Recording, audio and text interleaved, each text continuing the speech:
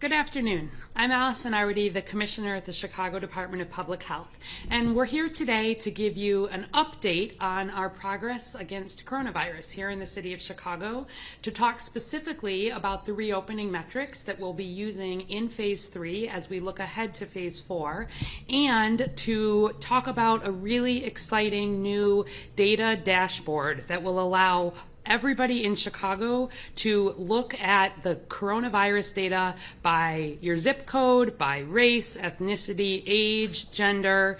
Really, it's a new opportunity to be able to know even more in real time what is happening with coronavirus exactly where you live.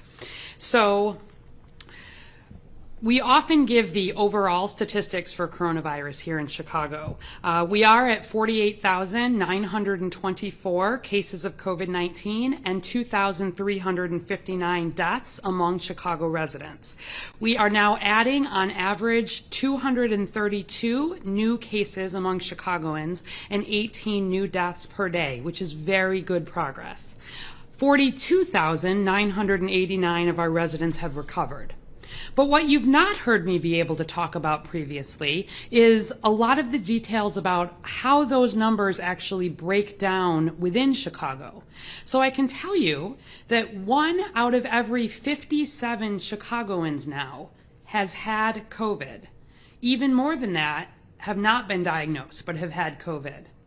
1 out of every 1,200 Chicagoans has died from COVID. And about 1 out of every 12 Chicagoans has now been tested for coronavirus.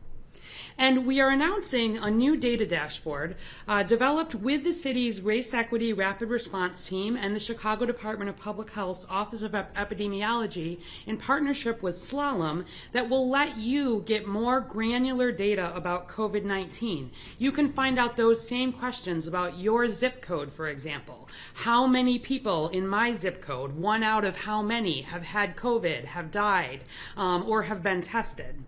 We're making very, very good progress, but we're not done yet.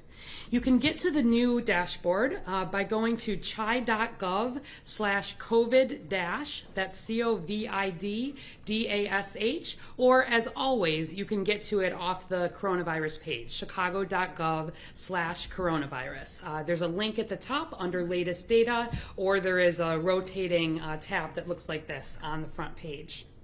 The dashboard created by Slalom lets you interact by zip, race, ethnicity, age, and gender.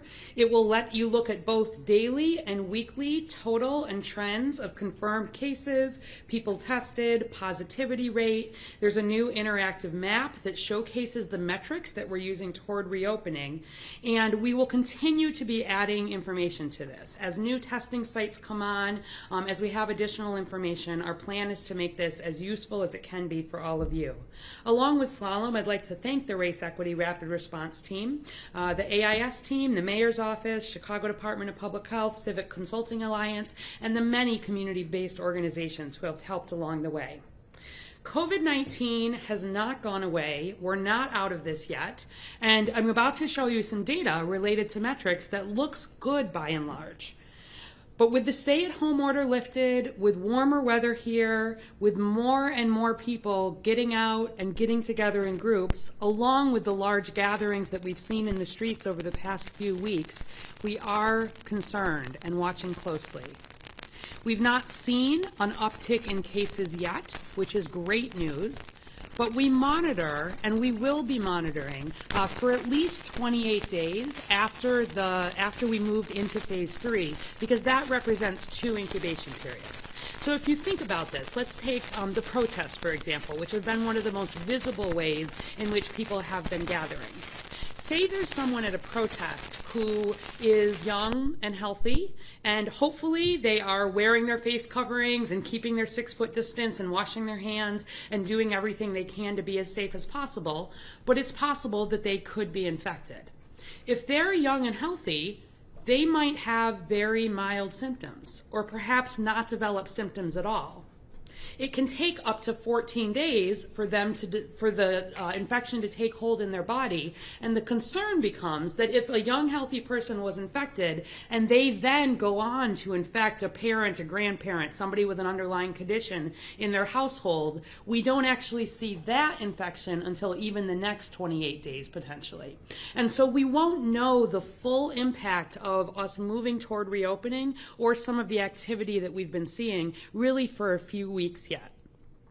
And as folks have seen, we have seen increases in about 20 other states at this point that reopened before Illinois did and before Chicago did.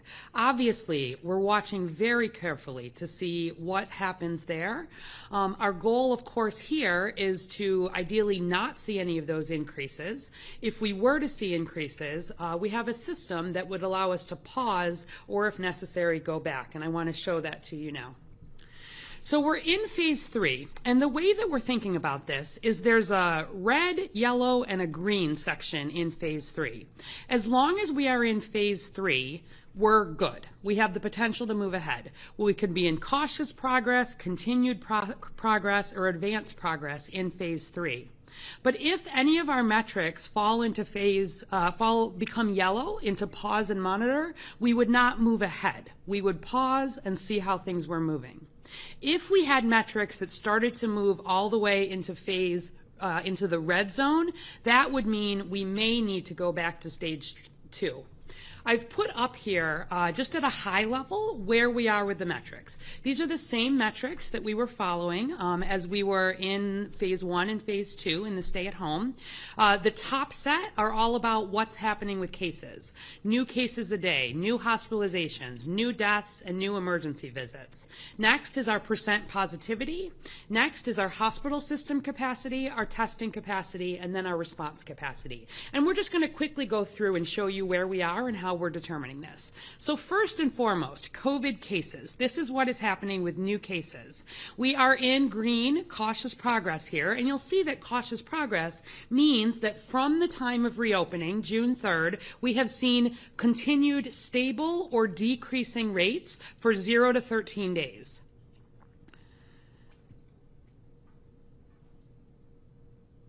Can you just take it back?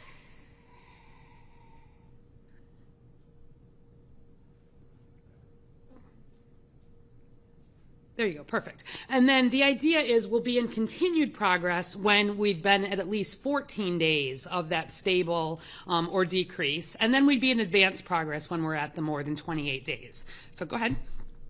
And here is what our curve looks like. This is looking good. And I want to really emphasize some details here because it will give you a sense of how we follow what is happening. On the x-axis, this is all of the dates going back to March.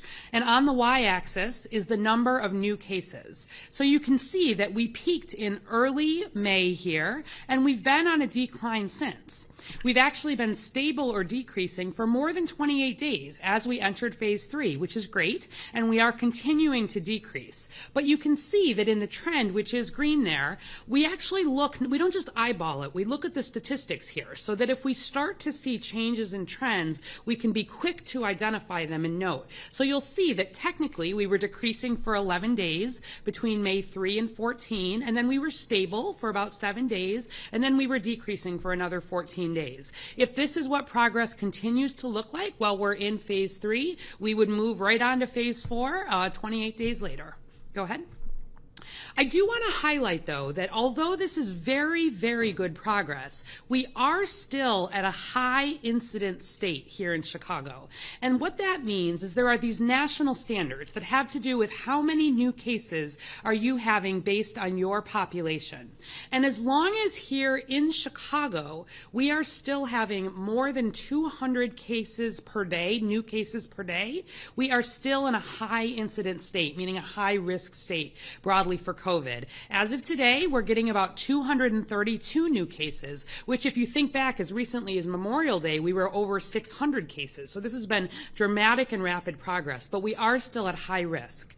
Our hope is that we will move soon into moderate to high incidence, which would be between 100 and 200 cases, and ideally we would be down to moderate incidence, which would be under 100 new cases per day. I don't know that we'll get there before we would get to into stage 4, but that is where we would most like to get.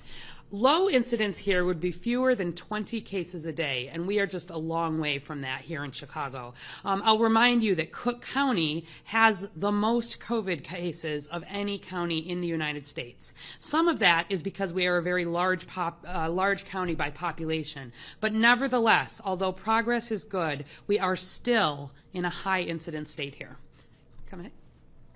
I also just wanted to quickly highlight some of the race ethnicity data, and this is what I would encourage you to go onto the website and onto the new dashboard to explore. But Latinx cases in particular have been of the most recent significant concern, because we saw a peak here in May very high, with an average new number of Latinx cases above 400 a day. That is now down to a point, we've had similarly a decrease of more than 28 days. We're down to about 86 new Latinx cases a day, which is great progress, but still considered high incidence when we look at that population. When we look at our Black non-Latinx cases, you can see here that the peak was much earlier, and we had a longer, relatively high, stable period where we were just under about 200 new cases a day. And then we have seen some decline, but again, you can see in the detail and the trends here, it's been a decrease for 6 days and stable for 2 days, and decrease for 14 days, stable for 3 days, decrease for 3 days. This is how closely we will be monitoring this data. And if we start to see increases or concerns, not just at the city level, but in zip codes, in race or ethnic groups, or in any other subsection, it means we direct our response, we direct resources, and if necessary, we would pause. Just for some, and we're at 51 new cases a day at this point on average among Black non-Latinx Chicagoans. Just for comparison, our white non-Latinx cases have been lower all along. They too have been decreasing, and we're at an average of about 19 new white non-Latinx cases a day. And then among Asian non-Latinx, still also decreasing, and we're seeing about 6 new Asian cases a day. So continuing to add cases across all race ethnicity groups. Our hospital admission data also looks very, very good. This is new hospitalization. So these are the dates that people had their first hospital admission. You can see in March that very steep increase was when we were really worried about overwhelming our health system. And then we saw some flattening, and then we've now seen here also very good decrease. We're admitting about 31 new people to the hospital here in Chicago every day at this point. And then if we look again just quickly across the race ethnicity groups, very good decline in Latinx population, admitting on average 9 Latinx Chicagoans to the hospital every day. And in comparison, the African American has been a slower decline and still is somewhat higher. And this reflects the fact that although we are having more cases and more ongoing cases still in the Latinx community, although this is following, we continue to have more severe cases, more hospitalizations, and more deaths among African Americans. And so that's where we've continued with the work of the race equity team to make sure that we're both working on testing but also ensuring people are connected to care. This gets back to underlying conditions and all of the other things we talked about. And then just for comparison, about 1 admission a day for Asian Chicagoans and 4 for white Chicagoans. Our deaths also are decreasing very nicely. They've been decreasing for more than 28 days. We have 18 Chicagoans on average dying per day. We need to see that coming down. All right, more quickly now. The rest of the metrics look at our hospital capacity. So we set the hospital capacity for what would be a red alert stage in phase 2, which was that if we had 1,600 non-ICU beds filled with COVID patients, we had 600 ICU beds filled with COVID patients, or we had 450 COVID patients on ventilators, that is how much our Chicago hospitals can handle. For phase 3, we've set some lower goals so that if we started to see trouble with hospitalizations, that would absolutely be something we would be thinking very quickly about pausing or potentially even moving backwards on. So we're in the green zone, and you can see that our goal is to be below 1,000. Go ahead. And we're at under 700 at this point. That's looking good. That's our non-ICU beds. Here's our ICU beds, also well below our goal. And then our ventilators also well below our goals. So we're doing very well from a hospital capacity. Next in our metrics is our testing capacity. Now this is the first metric where we are not actually in the green zone right now. And for the green zone here, we've said that we need to continue to test more than 5% of Chicago residents per month. That works out to more than 4,500 tests per day. Ideally, we'd like to get to a point where we are even testing 6,500 tests per day. But that 4,500 tests per day does stand. Now, when you've already tested 1 in 12 Chicago residents, it starts to get harder in terms of, making sure that you continue to encourage testing, and we do want to continue to grow that. Can you just take it back 1 second? Thanks. So you can see that the reason we're in the yellow zone here, which is pause and monitor, is that we've had a decline in testing to less than 4,500 tests per day, but that is actually for an explained reason. We know why that dropped. It dropped because of a lot of the disruption in testing, not just in our sort of standalone testing sites, but even in some of the clinical sites related to a lot of the civil unrest that we saw. We also have had a period of a number of bad weather days that tend to take our standalone testing sites out of commission. And so we've seen an explained decline, so we are in yellow here, but will need to be working to get that back into green. And here's just showing that you can see that the light blue line shows that we were well above our metric and now have just dropped below it. And this is a point we'll be working on a lot over the next few weeks. And then our percent positivity, people will remember that we set a 15% positivity for moving ahead into stage 3. We've continued to make very good progress here. You can see that to be in green, we want to move, we need to stay below 13 to 15%. And for where we are now, it's because we're all the way down to a 7 to 9% positivity across the city. Our goal is to get below 7% if we can in phase 3. And this is just showing the purple line is the continued drop in the percent positivity, all the way down to 8.6% today. Our tests, on the other hand, have been inclining, have been going up, which is good, and then some falling off, as I just mentioned. It's a good sign, actually. The percent positivity continues to drop, even when the testing is dropping. It's a sign that there also is actual true drop in new COVID infections. This gives you a sense by zip code. This is some of the data that you can get on the dashboard. The darker blue represent the zip codes in last week where we were seeing the highest percent positivity. That means those are the zip codes that we're working especially hard to drive testing, especially hard on contact tracing, case investigation, et cetera. But you can see that the percent positivity here, we have some zip codes that are as low as 0 to 3% positivity, and even our highest quintile, our highest fifth of zip codes, have a percent positivity that's now below 13 and 21%. So really very, very good progress. And there is no zip code that is going the wrong direction. Every one of them is seeing a very good decline, and you can go to the dashboard for more. And then finally, our response capacity. This gets at our ability to initiate case investigations, contact tracing, and we've set a goal to be able to initiate case investigations within 24 hours of assignment for 90% of our cases by the end of phase 3. We're at about 75% right now, so we're in continued progress. So in sum, again, here is our overall metrics. I encourage you to go to the website, check it out. You can follow right along with us. We will be definitely updating if these metrics are moving into yellow. Certainly if any of them move into red, that would be a serious cause for concern. Our hope, of course, is that these will stay green. We'll get testing back into green and would be really looking to move ahead. The way we move ahead here is the choices that each one of you makes every day. The city can work to think carefully about reopening. Businesses are working very hard to make them as safe as they possibly can be.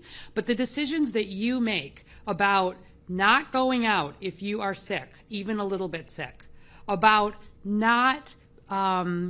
not forgetting to wear your face covering, about keeping that 6-foot distance whenever you can, about doing the hand hygiene, and if you've had any risky exposures, not putting others at risk, especially people who are over 60 or who have underlying conditions.